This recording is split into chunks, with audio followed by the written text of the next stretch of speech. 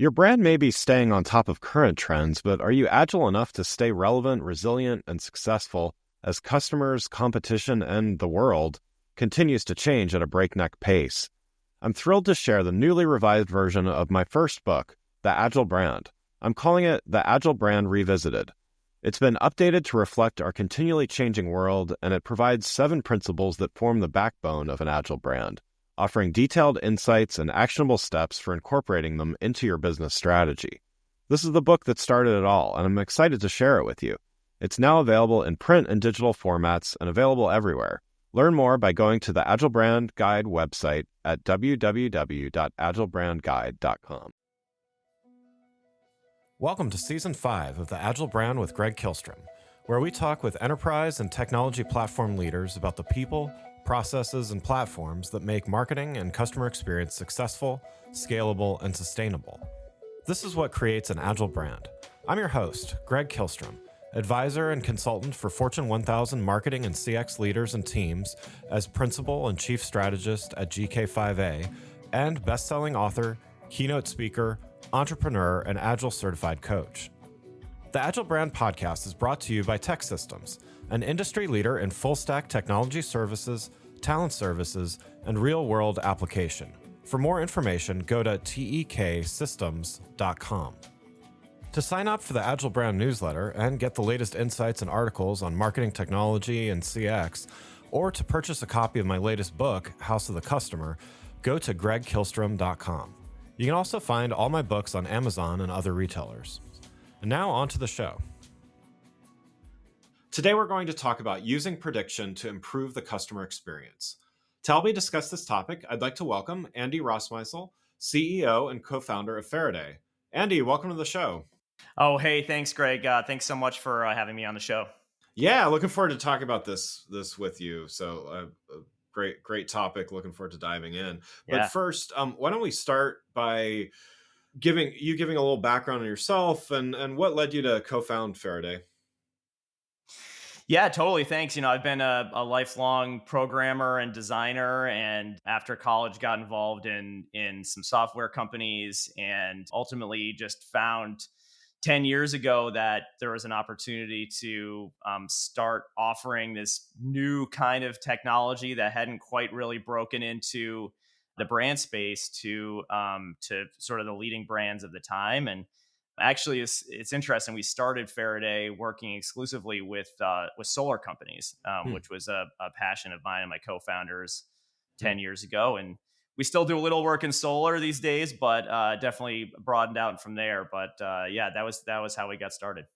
Wonderful. Well, yeah. So let's talk a little bit more about what Faraday does. So understanding customers through data collection has always been challenging, but it's increasingly difficult due to increased privacy restrictions, Right. deprecation of third-party data or third-party cookies, mobile device IDs, all of that stuff. That's that's a topic of a whole other show. But first, what's wrong with only looking at what a customer or even a potential customer has done in the past and providing the best possible experience?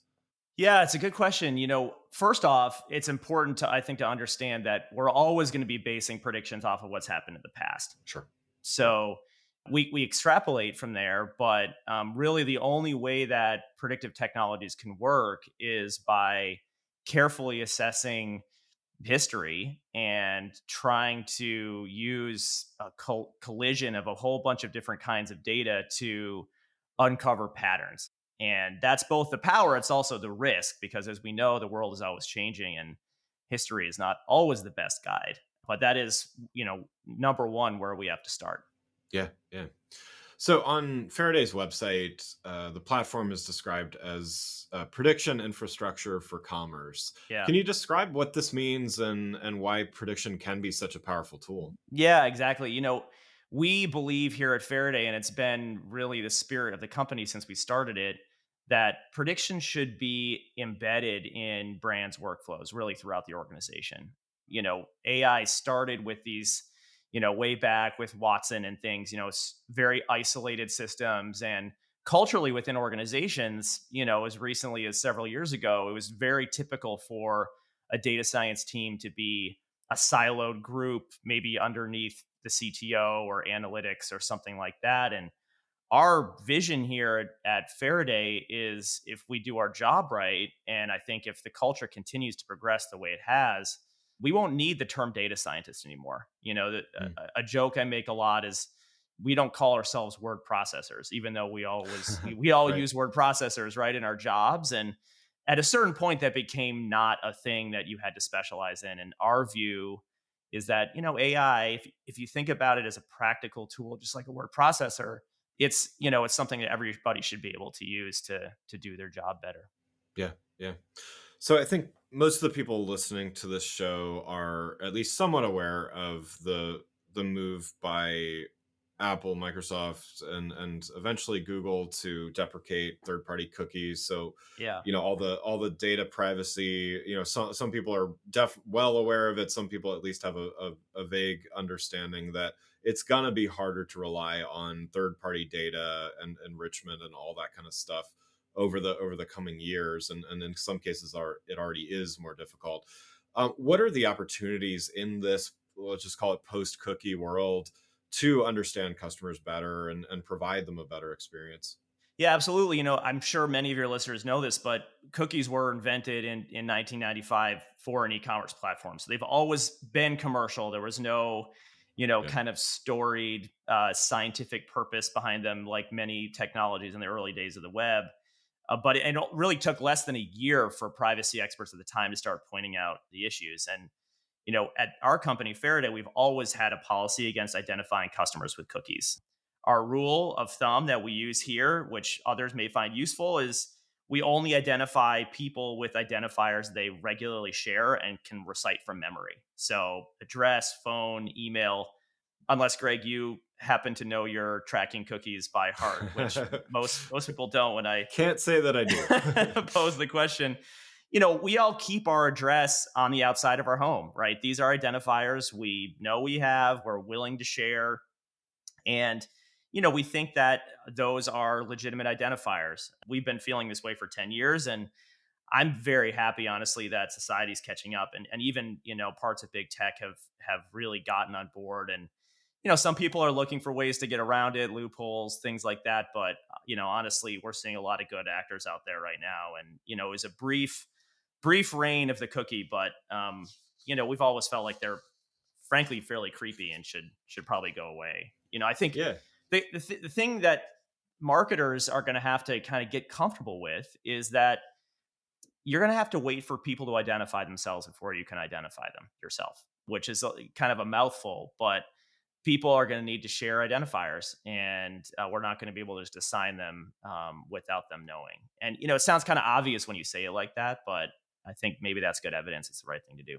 Yeah, yeah. I think and with every challenge, I mean, definitely there was infrastructure set up around third party information, and it kind of worked, but I think most would actually admit that while it kind of worked, it was very inefficient in the way that it worked, and often not completely accurate. And so, how does prediction and this the way that you're approaching things, how does companies and brands use this as a competitive advantage?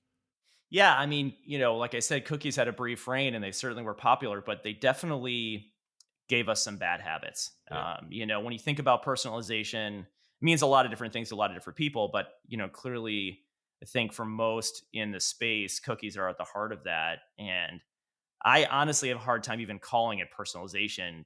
To me, it feels more like regurgitation, right? Mm, yeah. You Google one thing and now you're stuck with ads on that thing for the rest of your life. It sometimes feels like on all your Right. devices, every single channel, and you just Googled it one time because it was like a crossword clue you were looking up or something. It's Yeah. not, you have no deep interest in whatever this thing is that you're searching. you know, I think at the end of the day, what you search for does not define you as a person. And to do personalization right, I mean, the word person is in there, right? You have to care about the person. And there are some industries, Greg, where people still have like a one to one way of doing personalization. If you think about like real estate, I don't know if Yeah. you've ever bought or sold a house. Yeah. You know your agent for years, and they know your kids, and you got a new job. Maybe you think time for a new house, and most brands obviously cannot operate that way. It doesn't scale. And, that's why a lot of brands have marketing automation and things that can help them get ahead. We at Faraday, we recommend taking a predictive approach to personalization to, help actually connect with people in ways that are meaningful to them while still scaling. So, at Faraday, we have responsibly sourced data on every US adult. And we use a kind of machine learning technique called clustering to take any brand we work with's customer base and automatically divide it into something like 3 to 7 really meaningful, coherent, interesting subgroups. And we call those personas. And then because we have that same amount of data on everybody in the consumer universe here, we can take any new lead that comes in, any new customer, even a prospect you're pursuing, and we can assign them to one of your 3 to 7 personas. And what this means is that you can use the tools you already have, your ESP, messaging platforms, e-commerce platforms, to come up with very subtle content variations, subject lines, photos, offers, messaging that align loosely. This doesn't have to be like a science, but it's more of an art. They align to each of these personas we've identified. And that, it's not as good as the real estate agent who knows your life story, but it's a hell of a lot better than just regurgitating what you Googled. Yeah, yeah. Well, and so from the I think that's a good way of understanding it from the brand perspective. What does that feel like from the customer perspective? What are some of the advantages of prediction, and maybe if you could give an example. We're all very used to, getting emails from brands these days. And, some of the best brands do a decent job of personalizing that content. Maybe they've noticed that I abandoned my cart, or maybe because I came in on a certain channel or something like that, they're able Yeah. to take my behavior that I've exhibited with the brand as part of our relationship and leverage that to attempt to customize their outreach to me. And I think that is an awesome first step. And we love working with brands who have already taken that step, frankly. But as any engagement person will tell you, that it's very easy to personalize to people who have exhibited a lot of behavior. Right, those are right. your those are your VIP customers, though. And in some sense, those are the people who actually don't need the help. On the other Yeah, hand, you've got somebody who came in, bought one thing a year and a half ago, and that's it. Or maybe they're just a lead. Maybe they've gotten fabric samples and you have no idea what, furniture item they even want to use those fabric samples with. So, you've got leads, you've got, inactive customers. How the heck are you supposed to, develop a, relevant engagement with that person? And really the only practical way to do that is to make predictions about them that are based on data that are available through a vendor like Faraday across entire populations. yeah. And once you have that, and you don't need access to the raw data, so we can protect privacy along the way. But it allows you to do very simple things like content variation, as I mentioned, or maybe you're adjusting promo code to be proportional to predicted LTV that hasn't been realized, or maybe you are really just trying to focus on people who are actually likely to convert. The predictions really help focus your attention. Before we continue, I'd like to introduce you to a sponsor of the show, Basecamp. Throughout my career, whether it was at my own agency or now as a consultant, Basecamp is what we rely on to help keep projects on track, on schedule, and on budget. It takes a straightforward approach to project management. It streamlines workflow management and definitely keeps the team in the loop and on top of ongoing updates, which all are major components in a smooth running operation. No matter if it's a simple campaign or a multi-million-dollar project, Basecamp has been a key ingredient in the recipe for a successful project and business. If you're struggling with projects, sign up for Basecamp. Their pricing is simple and they give you all their features in a single plan. No upsells, no upgrades. Go to basecamp.com/agile, that's basecamp.com/AGILE, and try Basecamp for free. No credit card required and cancel anytime. Thank you, Basecamp, for sponsoring this episode. Now let's get back to the show. So switching gears a little bit here, we've focused a lot on the, let's call it the positive side of artificial intelligence and machine learning, or ML so far. But Yeah. There's always this possibility of bias that can be introduced into some of the machine learning, which can certainly be detrimental for those familiar, or for those less familiar. Can you kind of describe what this bias is, and maybe provide an example? Right. Yeah. Yeah. Happy to. This is what I really like talking about most. So let's get into it. Yeah. First off, I think it's important to understand, and Greg, I know you know this, but some of your listeners may not. AI is really profoundly dumb. It's capable of great things, but to be perfectly honest, only through relentless trial and error. Right? It's something that people forget. I even forget it sometimes. You watch sci-fi movies or something, and you kind of disconnect from the reality that this is just the world's simplest algorithm run millions of times very quickly. Yeah. For better or worse, AI has become everywhere these days. Some of your listeners may have used really low-level tools like scikit-learn or TensorFlow. There's like these libraries that have made it very easy for developers who happen to not to have any formal statistics experience, to apply these algorithms to whatever data they want to build what, people call predictive models. In many cases, there's really no guarantee that they're actually predictive of anything. But then you can take those models that you've built, you following steps in a tutorial, and you can apply them to any other data set to make predictions. And again, we call them predictions, but it's very likely and common. In fact, I would say most of the time these days, they're not really predictions. They just look like predictions. Yeah. Yeah. So we have this convergence, between relative technical immaturity and very recent broad accessibility that puts us at a crossroads as a society. So one way down the crossroads, things go the right way, people do the right thing. AI is a genuine, boon to our well-being and to brand's performance, to be, more concrete about it. The other way, and this is the way that I think about, is it's kind of a nightmarish dystopia. And we can talk more about that. I think the biggest issue, right now is that AI and marketing and personalization is very diffuse. There's a lot of power. We're seeing this explosion of startups and companies that have no background in AI are adding AI features to their products. Things that aren't AI are being called AI. Yeah. And, it makes sense. AI is the obvious winner for personalization. It can score leads better than any technique I know of. You can assemble audiences with AI. You can predict LTV. You can warn about churn. It's remarkable the things that AI can do. And everybody, I think, has seemed to grasp the reality of that. But we worry about the diffusion because all these people building all these really fun, interesting tools, some of them are not actually predictive because people are not doing them right. And then, even worse, and to get to your question here, some of them probably have very serious fairness issues. The metaphor I like to use is, what if every brand tried to build their own payment stack from scratch instead Right. of using Stripe? It'd be chaos, and it's crazy to think about, but that's actually the kind of world we're in right now with AI. Yeah. Yeah.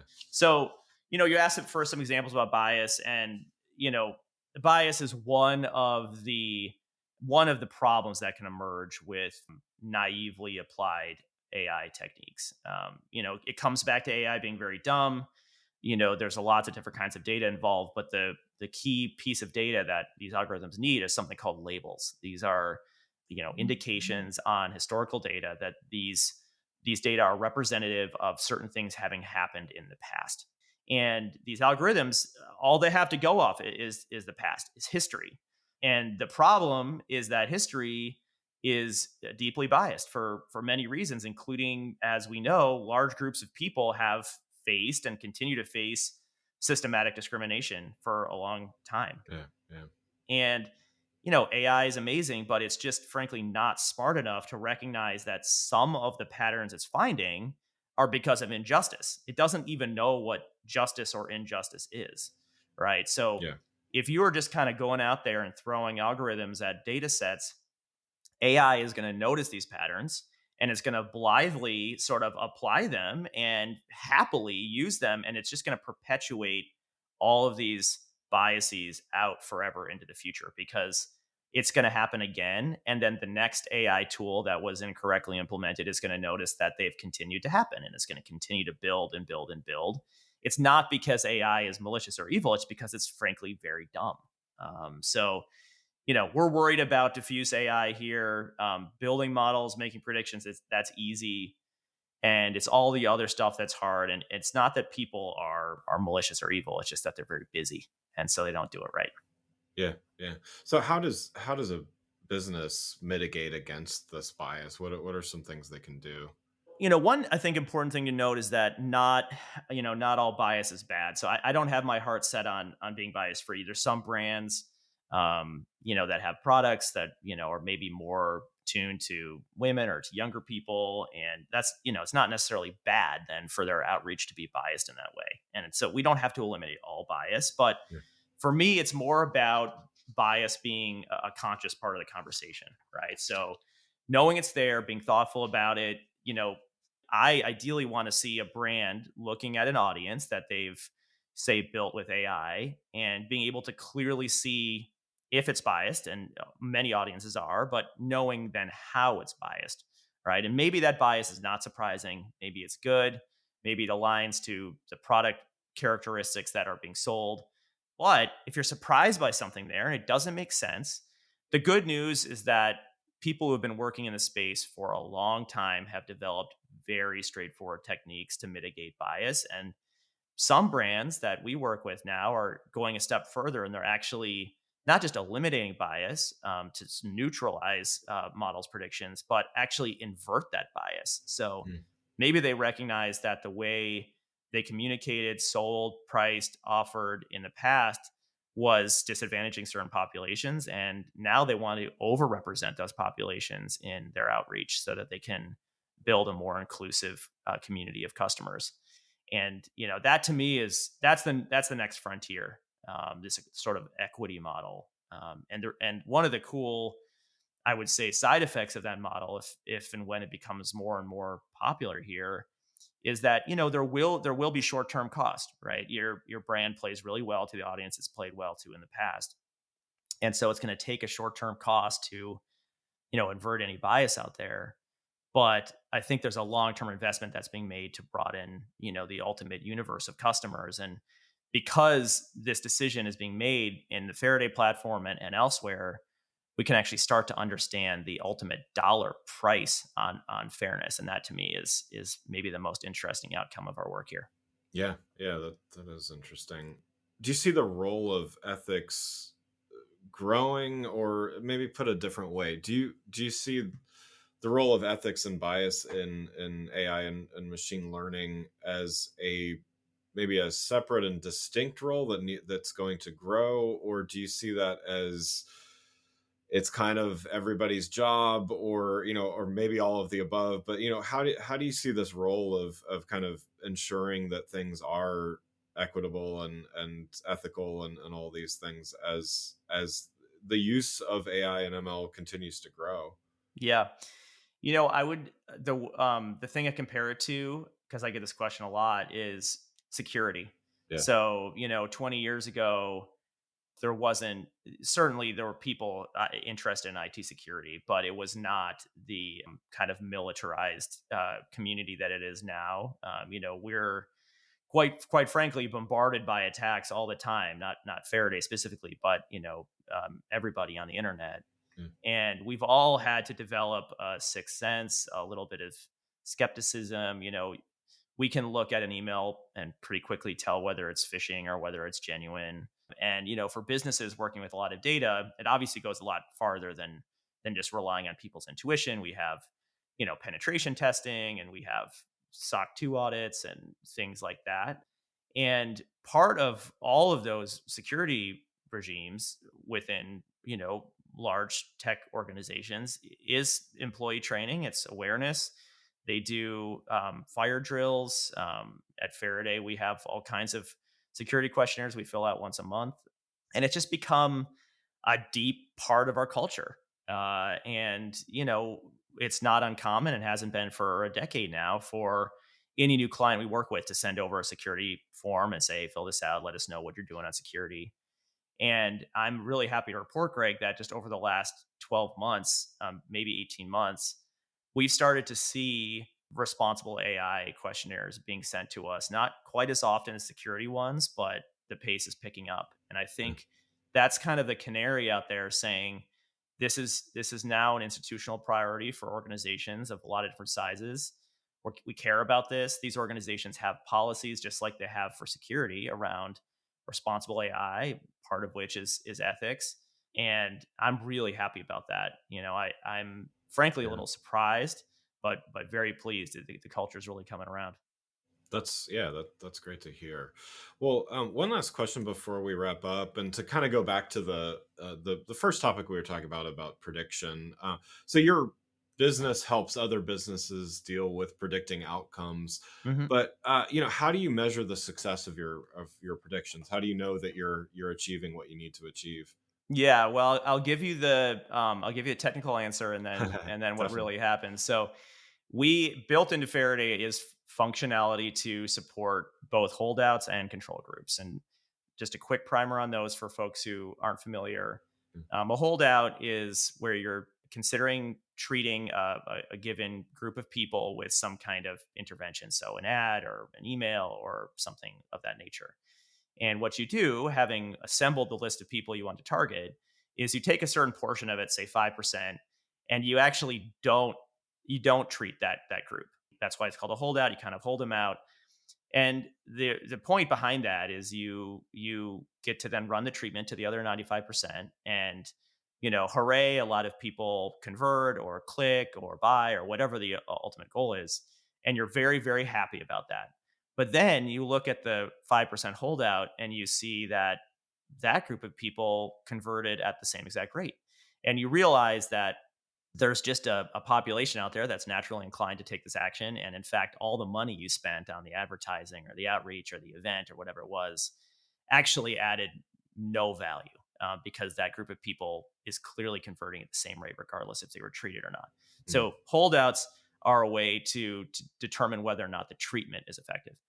The sibling to that is control groups, where we have functionality here. Like I said, also, anytime we're putting together a group of people who have a high propensity, for example, to take a certain action or have a very high LTV or something like that, we will, at the client's request, mix in a certain percentage, say 5%, of randomly selected people from the eligible population. So people who do not necessarily have high scores, or if they do, it's just because they were randomly selected. And then you again run the treatment and you compare the conversion or the action, between the top scores and the randomly selected control group. And hopefully there's a difference, and very often there is, because people frankly are quite predictable. Hmm. But in some cases they're not, and that's how you learn the power of the predictive model. So those two things taken together really do offer a statistically significant, interesting piece of feedback you can get from your activities.